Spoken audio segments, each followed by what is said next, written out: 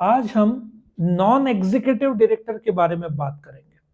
मैं आपको रिलायंस में कितने नॉन एग्जीक्यूटिव है और कंसेप्ट क्या है, ठीक है, ये पूरा बताऊंगा और क्या काम करते हैं वो भी बताऊंगा।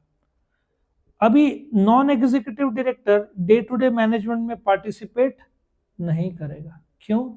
क्योंकि ये लोग दूसरे कंपनी में भी इन्वॉल्व है, बट इनको, जैसे मैं आपको लाइव एग्जांपल देता हूं तो आपको समझ में आ जाएगा। मैं रिलायंस का एग्जांपल देता हूं। ये रिलायंस में मुकेश अंबानी सारे डायरेक्टर्स के हेड एमडी है। 14 डायरेक्टर्स है रिलायंस के, ये सारे डायरेक्टर्स है, लेकिन इनमें से 3 डायरेक्टर नॉन एग्जीक्यूटिव डायरेक्टर्स है।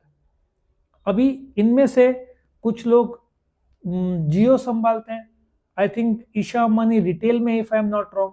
सबको अपने अपने दूसरे कंपनीज भी दिए हुए संभालने को। ये लोग अपने तर्ज पर, कोई जियो को संभालता है, रिलायंस ज्वेल्स है, रिलायंस डिजिटल है, रिटेल है, तो तीनों अपना अपना दूसरे कंपनीज में भी शामिल होते हैं। बट रिलायंस में भी इनको, अब सीधी बात है, कोई जियो में काम करेगा, ज्वेल्स में काम करेगा, तो वहां का एक्सपीरियंस मिलता है। तो इन तीनों के पास एक्सपीरियंस आएगा तो इनके पास इनपुट अच्छा रहेगा। नॉन एग्जीक्यूटिव डायरेक्टर क्या है? ये लोग तीनों डे टू डे मैनेजमेंट में नहीं आएंगे। डे टू डे मैनेजमेंट में कौन आएगा? देखो, ठीक इसके नीचे एग्जीक्यूटिव डायरेक्टर्स, ये तीनों को होल टाइम डायरेक्टर बोलेंगे। हितल मेसवानी, निखिल मेसवानी, पीएमएस प्रसाद, ये 3 लोग सवेरे से शाम तक पूरा टाइम रिलायंस इंडस्ट्रीज को देंगे। होल टाइम डायरेक्टर, जिसको एग्जीक्यूटिव डायरेक्टर भी बोलते हैं। ये लोग 3 लोग नॉन एग्जीक्यूटिव है, मतलब ये लोग सवेरे से शाम रिलायंस में नहीं बैठेंगे इंडस्ट्रीज में। ये लोग रिटेल में, डिजिटल में, फिर जियो में, ठीक है, रिलायंस के बहुत सारे ग्रुप कंपनीज हैं, उसमें ये लोग देखेंगे। Non executive directors are not full time directors. कोई एग्जीक्यूटिव, मतलब एग्जीक्यूटिव मैनेजर पोजीशन नहीं है। एग्जीक्यूटिव फुल टाइम काम करते हैं तो उनका पगार भी ज्यादा रहता है। इन लोग ज्यादातर बोर्ड मीटिंग, ये लोग आउटसाइड डायरेक्टर्स है, बट इनके पास आइडियाज है, पर्सपेक्टिव है, सेकंड ओपिनियंस है, दूसरे फील्ड के हैं। They can give value addition to the company. For example, Reliance diversified company है, पेट्रोकेमिकल और जियो और रिटेल और इलेक्ट्रॉनिक्स, ठीक है, कई जगह पे डाइवर्ट, टॉयज, हैमले टॉयज उन्होंने लिया है, मेट्रो मॉल लिया हुआ है। It is the number 1 retailer in India, क्योंकि इतने सारे एक्विजिशन है। मेट्रो मॉल को 4,500 करोड़ में खरीदा। फिर क्या एजो है, क्या बोलते हैं, एक एजियो, ये भी अभी आई थिंक रिलायंस के पास है। तो धीरे धीरे ये लोग ने रिटेल में इतने सारे कंपनीज को टेक ओवर किया है कि ये लोग नंबर 1 हो गए। बट रिलायंस इंडस्ट्रीज लिमिटेड किसमें? पेट्रोकेमिकल में। बट जो दूसरे लोग हैं, इनको अलग अलग सेक्टर्स का नॉलेज है। ये लोग आउटसाइड डायरेक्टर्स है, लेकिन इनके पास आइडिया है, पर्सपेक्टिव है। अब रिलायंस 6G और आर्टिफिशियल इंटेलिजेंस में वर्ल्ड के टॉप 100 पेटेंट जो कंपनीज करते हैं उनमें रिलायंस है। तो आगे चलकर ये लोग 6G और आर्टिफिशियल इंटेलिजेंस में काफी काम करने वाले हैं।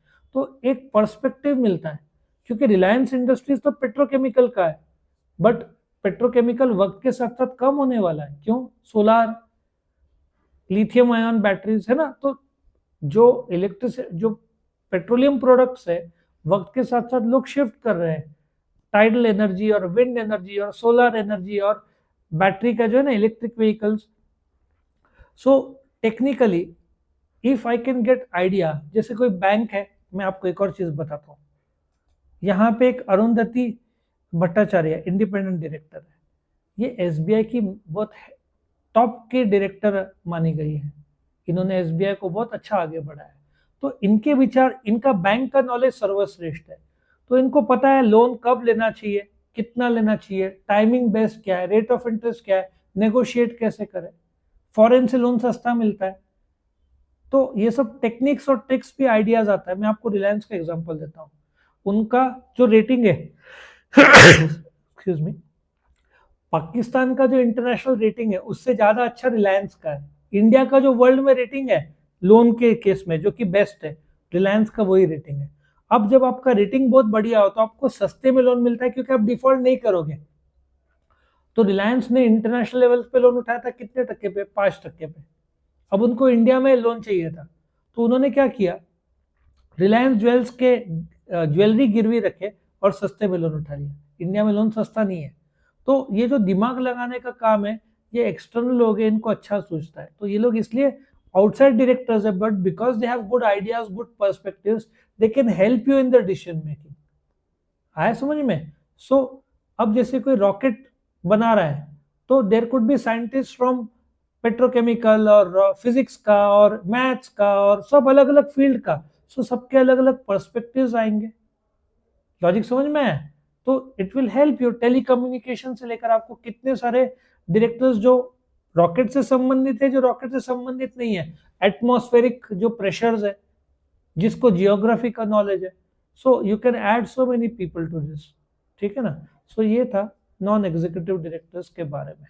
तो यहाँ पे ये खत्म होता है।